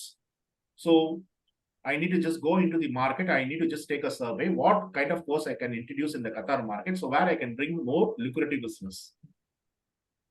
Right. So the opportunity is that many people, they need to learn artificial intelligence and machine learning. So I'm able to do a project based on the strategic opportunities. I'm going to find out the strategic opportunity, business opportunity that make me to just initiate a project. Right. I need to give the justifications. Right. Right or wrong, sir? Mr. Bala? Yes, sir. Yeah. Analyzing this before bidding only we can decide na this the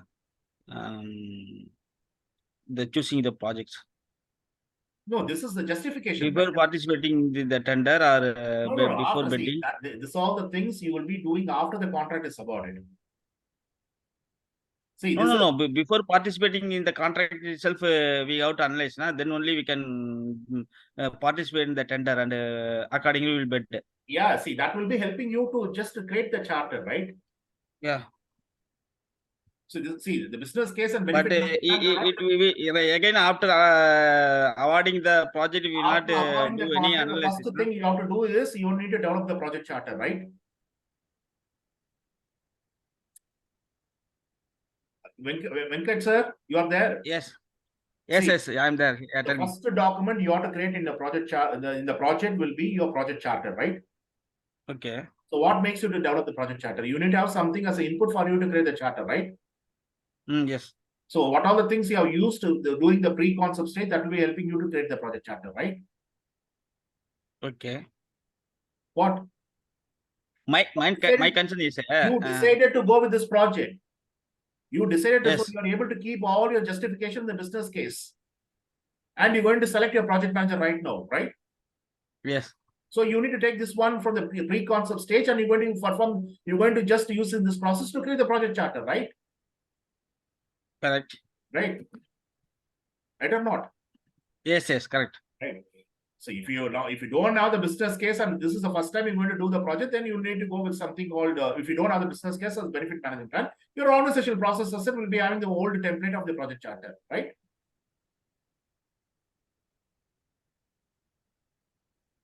Right or not?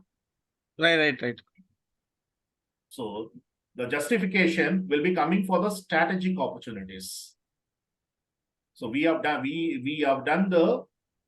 justifying to initiate this project based on the justification. So what justification we had to start this project is for the strategic opportunity. We need to find out for the lucrative business, or the customer is requesting you. The customer request. So the customer, after the corona, they are coming to the municipality, the Baldia, they are asking the municipality to develop an eco park. So where they need to come and do the exercise, they will get a very good circulation of air. So they can have a very good breathing exercise. They can do a lot of yogas there. So they are requesting the municipality to have an eco park. They are putting a request. So that is one of the justifications. Or the particular area, 100 families are living there. They don't have the electricity facilities. So they are approaching to the Karama, they are approaching to Diva, they are asking the Karama or Diva to have a substation where they can get the power supply. So the customer requesting, based on that, we need to initiate a project. Right? Right or not? Or yes, it can be market demand. Market is demanding you. Market is demand. So the market is demanding you to create a fuel efficiency car. Or you are able to bring in a hybrid car where you don't require to have a diesel or petrol. Most of the car which is coming right now are EV car. Electronic vehicles. Because you know very well, certain countries are depleted with the oil resources. So you doesn't know how much here the oil will come. How much here the oil resource will be there in the market. So they're going to change. Or the customer is saying that the customer is asking you that we need a fuel efficiency car. Many car manufacturers right now they are promoting the hybrid cars, which is electronic vehicle cars. Right or wrong, guys? Yes. Yes, Bala. Or maybe for the legal reason, you are able to perform a project for the legal reasons. For example, you are operating a chemical plant or toxic materials, or you're doing some like you're manufacturing coals. So you need to just undergo some legal requirements for you to get your authority for you to run your business from the ministries. So you are able to perform a project based on the legal requirements, right?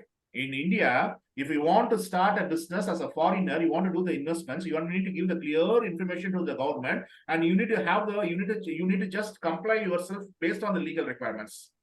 So you need to comply your business for SEBI Act. Right or wrong? So any new investor, they're going to do a project that will be for legal requirements. SEBI will be making you to just perform legal projects. You need to be able to comply for the government condition, the condition of governments, Indian government. You need to comply. The business should have the compliance. It has to follow the compliance. So you are able to perform the project for the legal reasons. Or if you want to start any business in the US, your business has to comply with the Sarbanes-Oxley Act. Sarbanes, S-A-R-B-A-N-E, Sarbanes-Oxley Act. Right, for the legal requirements. Or make sure that you need to just manage the market competitions. For you to just make sure that you are able to challenge the status quo. So for you to just fulfill the market competition, you will be coming with a new kind of projects. What happened to Nokia? What happened to Nokia? 15-20 years back, the Nokia is a monopoly. The Motorola, they are not able to promote the Nokia. They were able to promote the product, and it was very unique product. And you can see most of the people will be having the Nokia cellular phones. Now, what is the condition of Nokia? Does anyone connected here is using the Nokia cellular phone? Whether they are able to meet the market challenge, whether they are able to manage the status quo. Where are they right now? They were kicked out from the market, from the global mobile market, from two competitors. One is from iPhone, the other one is from Samsung. Because they are not able to come with the newer versions. They are not able to just make sure that they are not able to maintain the market competitions. Right or wrong, guys? Yes. So Yes. you need to give your justifications.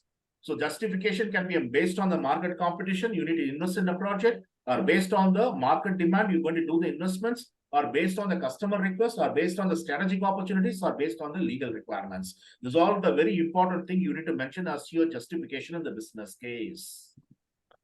And what you can see in the benefit management plan. What you can see in the benefit management plan.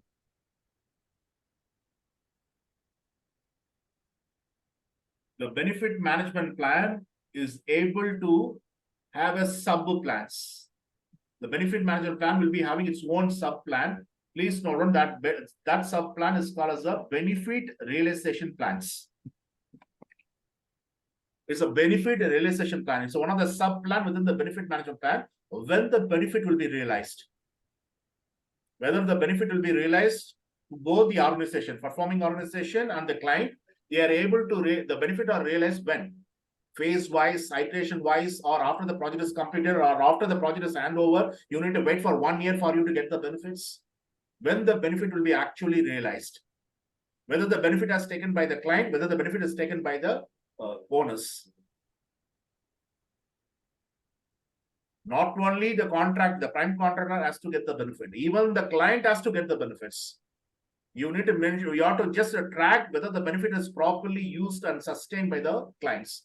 If the client is not able to use your product, whether the benefit is, can you just expect the benefit are realized and sustained? Hello? No. Yes. Right?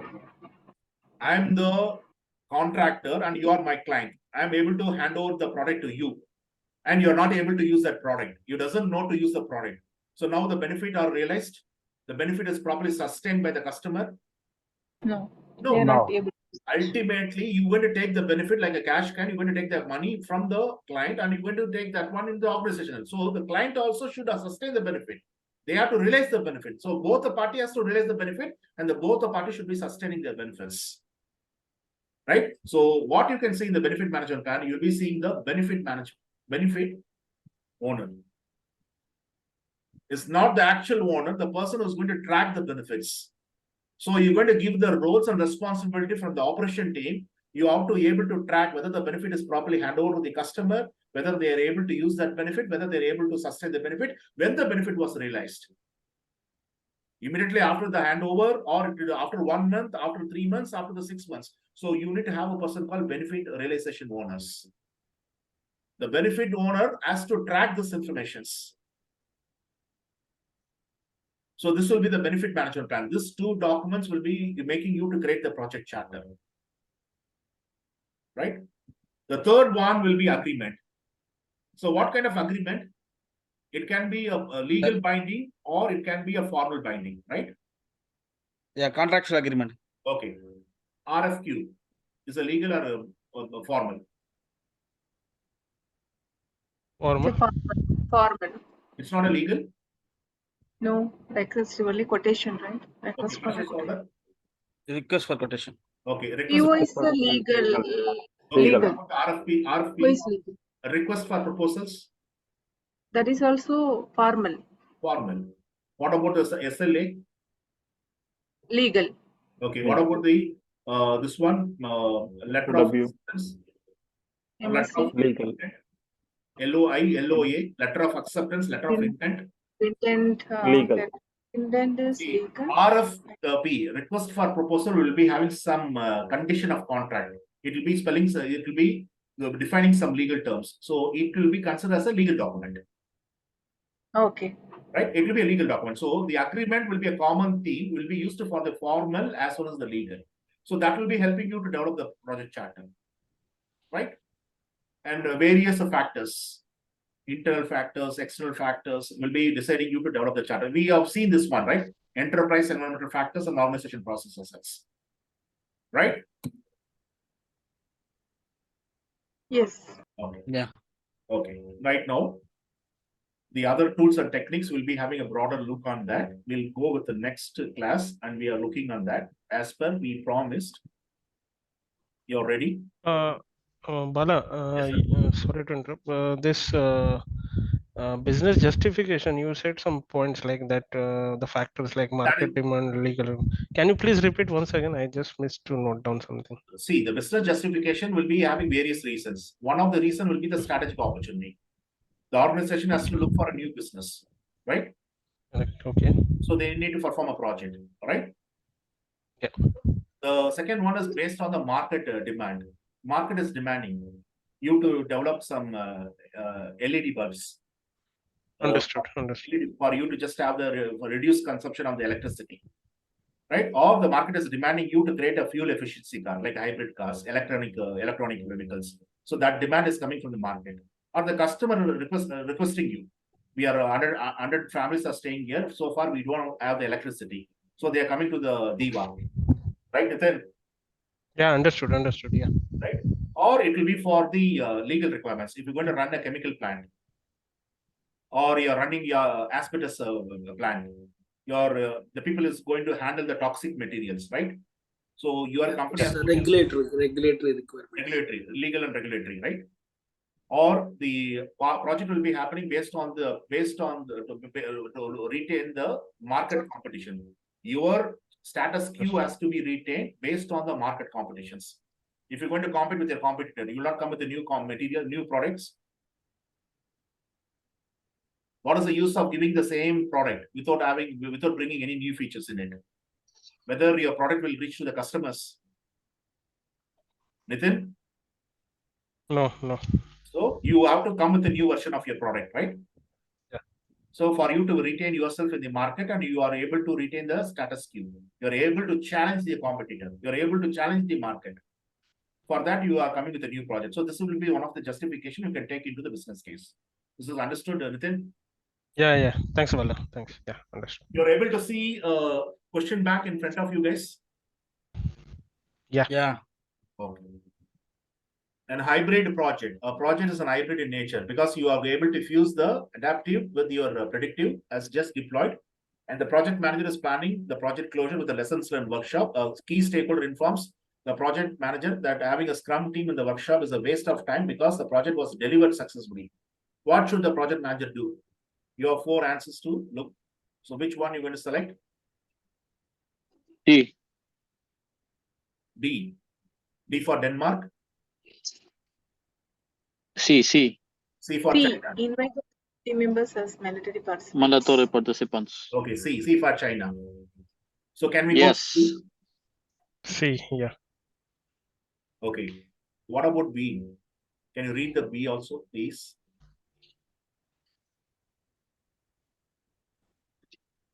Ask the scrum team with those perspectives. A key stakeholder informs the project manager that having the scrum team in the workshop is a waste of time. So whether you're going to omit the scrum team? No. No. Because the valuable information, what was working well, what was not working well in this iteration, and what will be the future improvements, the suggestions you are getting from where? From the scrum Perspective. Members. from the team members. So make sure that if they're going to share their things from what are the things they have brought as information in the retrospective for the future improvements, that makes the project manager that makes the particular key stakeholder to understand the valuable of the scrum teams, right? They are right or not? I don't know. So the correct answer for you is a B. B for Bombay. Okay. The correct answer for you to select is this. All the questions which you're going to discuss is a real exam questions. May or may not be you are able to get in your real exams. The questions are tested by the questions are given by the exam security board of PMI. So we are not discussing anything on commercial based. We are discussing in the direct question which is delivered from the exam security board. So this is the previous exam questions. So most of the Bala, one question here. See, project manager have a rights to call everyone, right? It's not necessary we have to listen to the stakeholder because this project is a hybrid project. Both team has worked on that, right?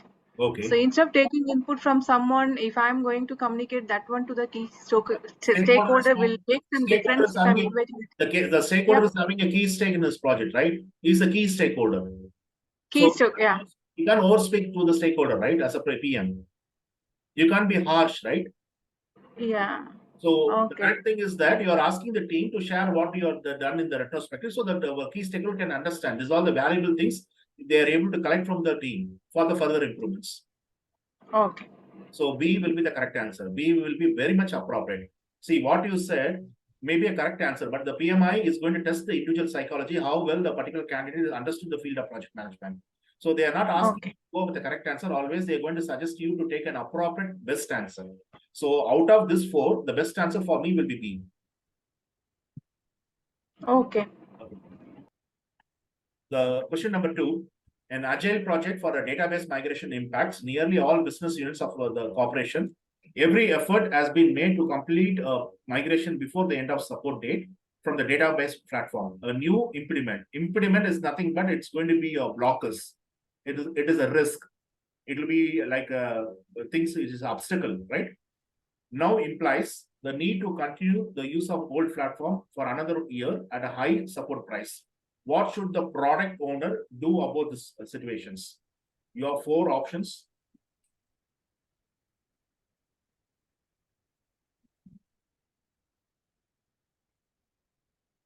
Take your time and give me the answer.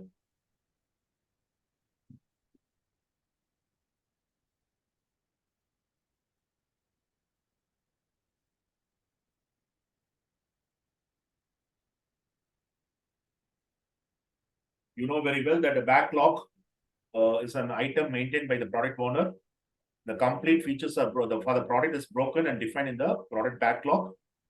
And he'll be selecting the features in the current iteration and is going to give the selected features to the team.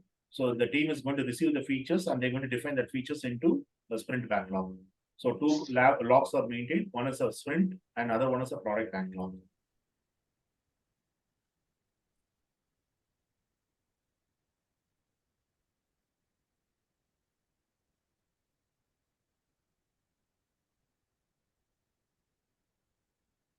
C. China. C for China. Hmm. Because you can see there is a one groove like thing is there. Marker. Marker.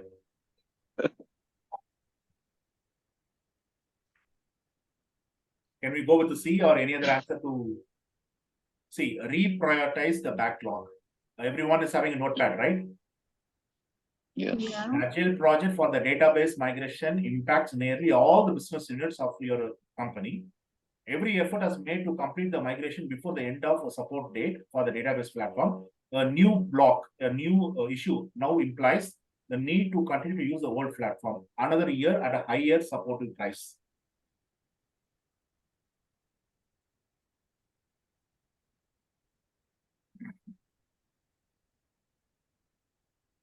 So the correct answer is C for China. C for China. The reprioritization, every time you have to reprioritize. At the end of iteration, it has to be reprioritized. Which feature has to come up, which feature has to go down, any new feature is added. So we have to give the importance in the current iteration or the next iteration, we have to give the importance. So please note, reprioritizing the product backlog is called as product grooming. What is that? Product grooming. Grooming. Grooming. Yeah. Product Grooming.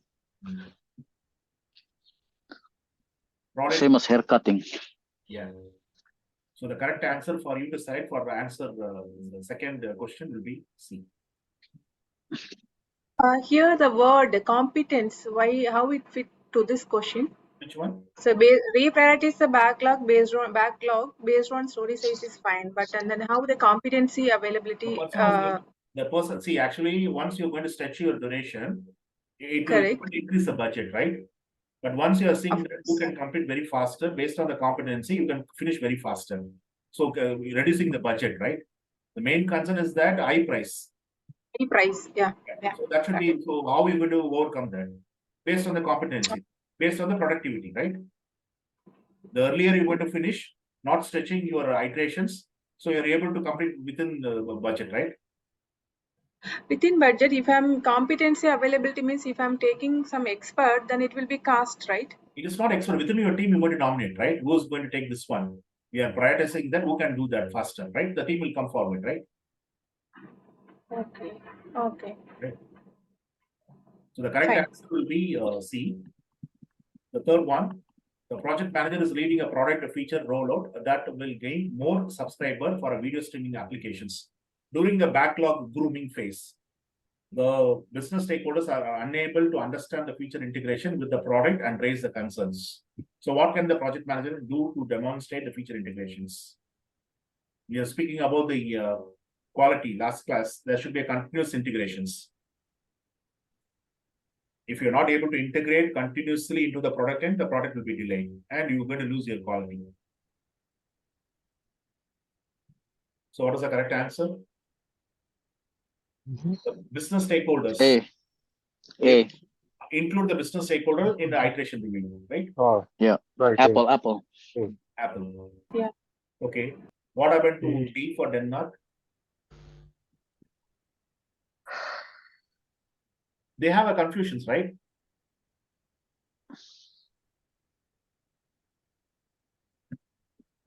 they have a confusions, right? In understanding the features, right?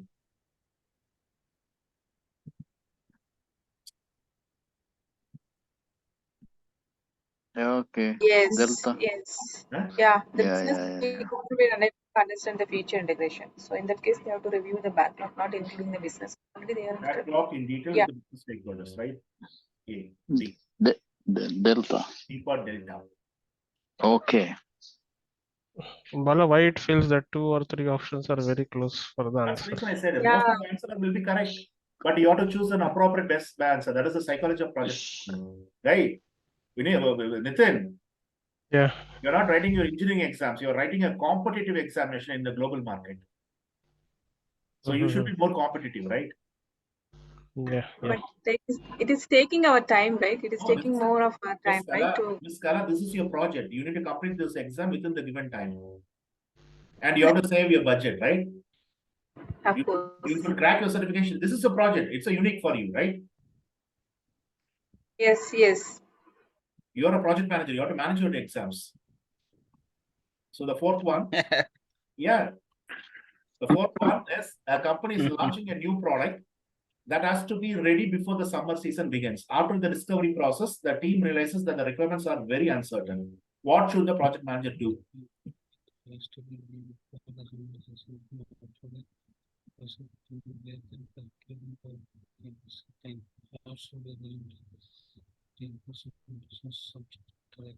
B for Bravo.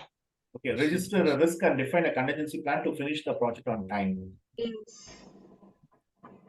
B for Bravo. Yeah.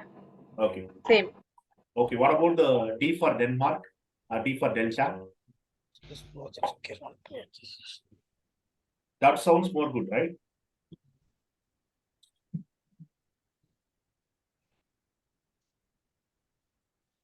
Hmm? Okay, requirement phase. All are correct. D is more correct, right? You are Yeah. developing a We product. are in the requirement phase. You're Yeah. developing a product. So the product will be having the various features and you need to prioritize the features. Yeah, So yeah. they are very confused which feature they have to do right now, which feature they have to do in the future iteration. So once you're giving the priority, which features can go for the current iteration, so they will have a clear things, right? Yes, of course. So D is the correct answer. Delta. Invite the stakeholder to discuss the project recommend prioritization. Okay. Going with the fifth one, the project team has finished its first iteration out of 6. The iteration is delivered for the iteration's delivery performance was a 50%, the velocity. Only 50%. It's not 100%, right? For example, 10 features is given for a team. They are able to do only 5 features. So velocity came down to 50%. So during the iteration retrospective, the team realizes that the complexity of the work was underestimated. What should the project manager do?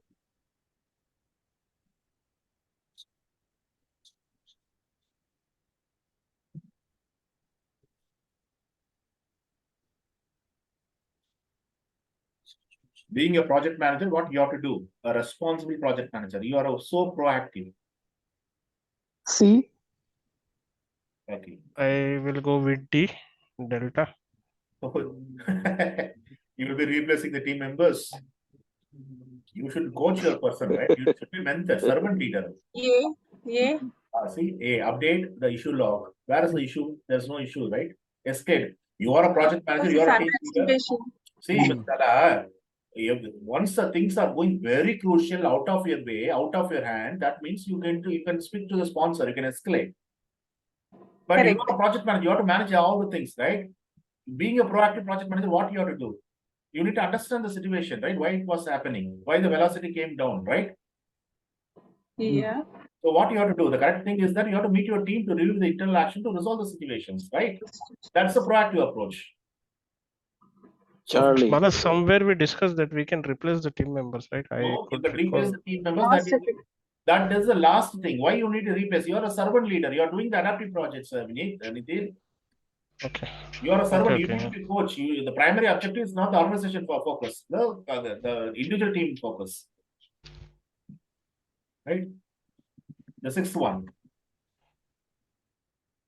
The project manager is reviewing a draft of the project charter with the key stakeholder. During the meeting, a conflict occurs between the sponsor and the product owner. How should the project manager deal with the situations?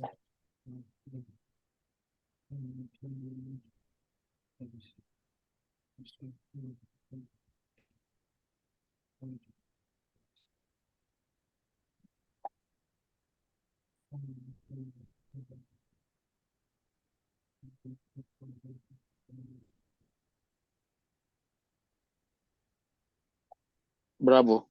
First Yeah. one. Continue the meeting and using the facilitation technique to improve the communication. Yes. with the team. D. Communication. Be very cautious. Always it is advisable because project manager has to oversee the complete objectives.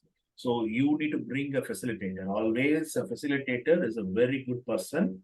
So that can handle all the kind of issues, conflicts, right? You'll be reducing the animosity, right? You'll make the people to focus with the assignment which is given to them. You'll be giving the people are more honest and people are more open. And so you'll be providing the trustworthy environment, right? And he knows what kind of conflict resolution technique has to use once the conflict is going to come between the people. So the answer will be Bravo. For C, the correct answer will be Bravo. And one of the important technique which is used to develop the project charter we can see in the next class is the presentation. Is it clear, guys? Yeah. And Yeah. always it is advisable for you to bring a skilled facilitator from external. Why?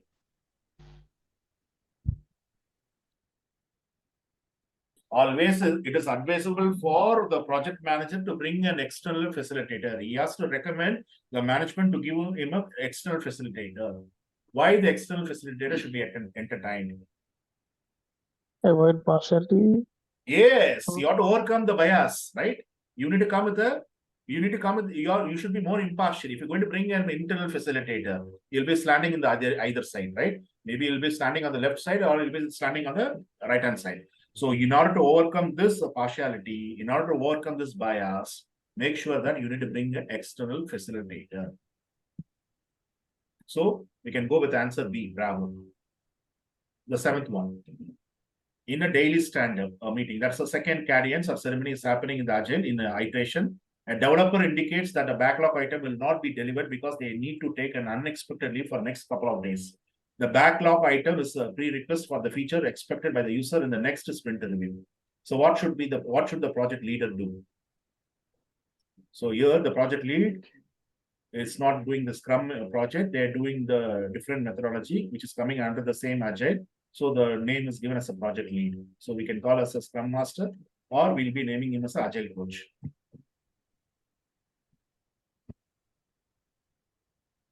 C.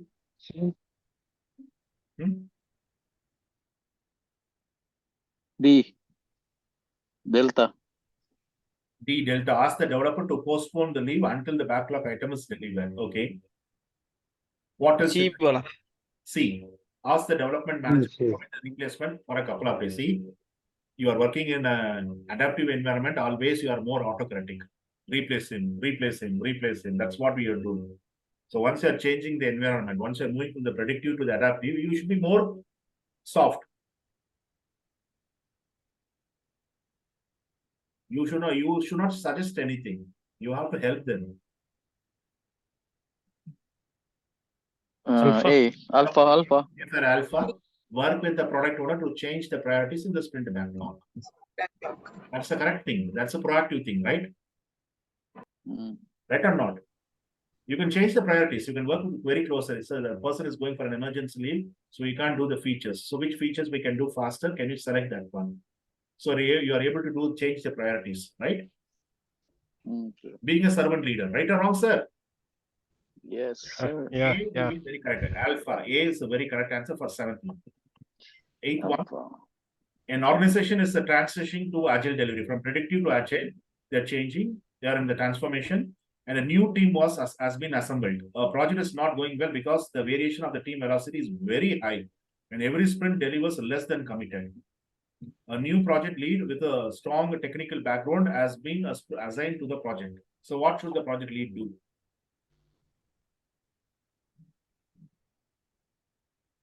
There is a variation. Team velocity is having a great variations. So you are not able to fulfill the commitments. You are delivering less. The team is delivering less. As a new lead, project lead, with a strong technical background. So what you Delta.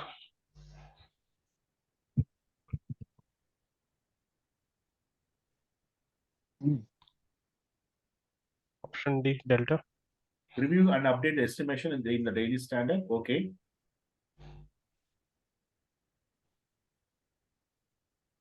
B.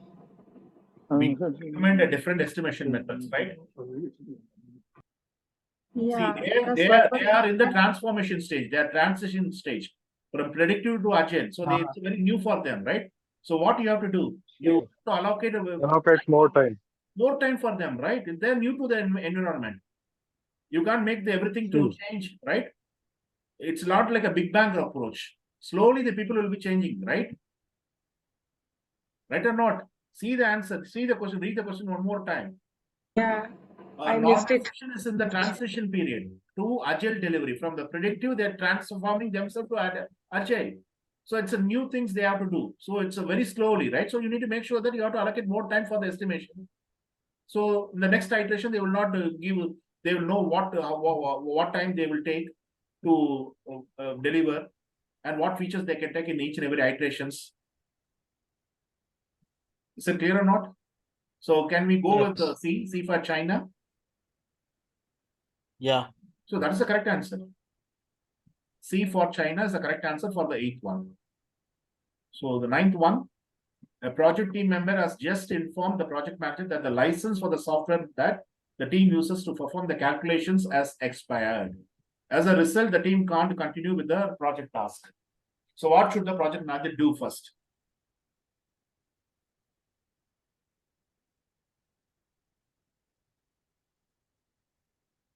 Charlie, C. Ask the team to fast track the project and perform the tasks that do not require the calculations. Without calculation, we can't do it, right? Delta. Okay. B. What about B? Ask the team to find a way to perform the calculation. Delta. B. I'm saying B. B for Bravo. B for yeah. Huh? What about B? Ask the team to find an alternative way to perform the calculations. B. First, they are asking that what should the project manager do? If the project manager do, he has to meet the IT team to evaluate how fast the software license can be renewed, right? He can do that. But they're asking what the project manager has to do first. Is there any other way for us to do the alternative calculations? Oh yeah. Okay. B. Yeah. You should ask your team, right? Where is there any other alternative way? That's the way. Before meeting the IT team, you will be speaking to your team members. They are coming with a complaint. You will be responding to them that there is any other way for us to do an alternative calculations. Yeah, correct. So, Correct. so the last one for today, because already the time is 9, above 9. So the people who are in the Dubai and Sri Lanka, Vikram Singh is from Sri Lanka. It's almost 12 there. So we'll be finishing this and we'll be discussing in the next class remaining. So can we go with this type of things in future classes, spending last 30 minutes for the questions? Yes. Good. Yes, Yes, correct, Bala. Bala, but we should discuss about why we are not choosing the wrong one also. Only we are seeing the success, right? The past, right answers, right? Yeah. Mostly we are choosing something different, which is close to Next the point taken. Yeah. We'll be discussing why we should not, why we are omitting the other, and why you are. yeah. And what correct? What needs Okay, to be? take it. We have to cautiously look into the question Okay, because we are okay. reading a lot of things are there, unphrases, unnecessary things also there, right? Okay, Yeah. point taken. We'll be discussing next class. Today we can go Yeah. with this agenda. Next class that we added. Okay, the last one for the day for this week. During a monthly review meeting, a high-performing team member raised a concern about the quality feedback mechanism. The team member expressed that they are not able to deliver a high-quality output. What should the project manager do first?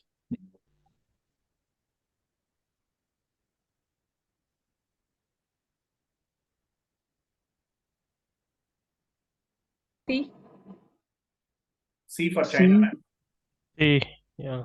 Yeah, C request for feedback to the stakeholder about the quality delivery.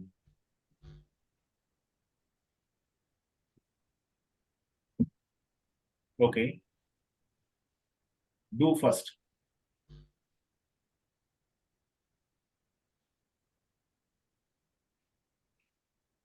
Nitin, you want to go with A, right? I told C. C. Someone say A. Someone said A. Who said A? Yeah. I Okay. will go A. Already there is a discussion based on the feedback you got from the stakeholder, right? C. Raised a concern about the quality feedback mechanism. That means they got already feedback from the customer. They are not able to give the they are not able to deliver the high quality output. They got the feedback. Again, why you want to request the feedback from the stakeholder? But here it is saying only one single member, like a high performing team member, right? Yeah, team member It's not- raised a concern about the quality feedback mechanism, right? Yeah.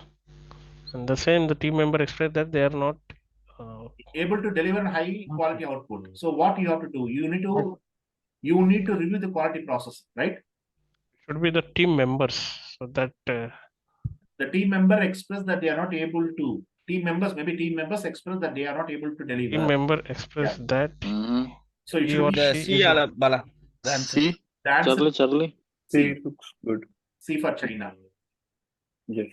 So C for Charlie. C is the correct answer. So any drawback you can see within the quality process that makes the people to deliver the technical performance is not achieved. They're not able to deliver high quality output. So they have a problem in the quality process, whether they need to make any course corrections, changes, what to be changed. So you need to discuss with this with the team, and you have to review the quality process. That's the first thing you have to do. Is that clear? Yes, Bala. Clear. Thank you. And thanks for your patience. Bala, can you share this Yeah, Word no file problem. I'll with share. I can't with the right answers so that we can brainstorm at least what are the wrong. Yeah, no problem. I'll share this. Thank you. This we can Thank this we can see during the video once again. Yeah, once again you can see, but I Same also thing. I need to compile all this. But additional thing, yes. I need to send this one. See, I'll be sending like a 3 or 4 format of full length exams, which conducted in Yes, 7 yes, months. that Like is great. April, this last February, this month April, January. I'll give that full set, not with answers. Okay. Only the questions. After you complete your training, you need to do that full length examination, and you have to come for answer key, Okay. right? So that's the reason. So Ms. Kala was raising a concern that she is not having a time to go through each and every question. She has to spend more time. So first you have to check whether you have any constraint on giving on time, how we are able to manage the time in giving the answer for 180. How long it will take for you to answer the complete 180, Yeah. right? Okay. See you. Okay. Bye. See you. Bye. Bye. Thank you, Thank Bala. you. Monday. Thank you. Bye. Thank you all. Bye. Right. Thank you. Nice weekend. Bye, good night. See you on Monday, 7 o'clock.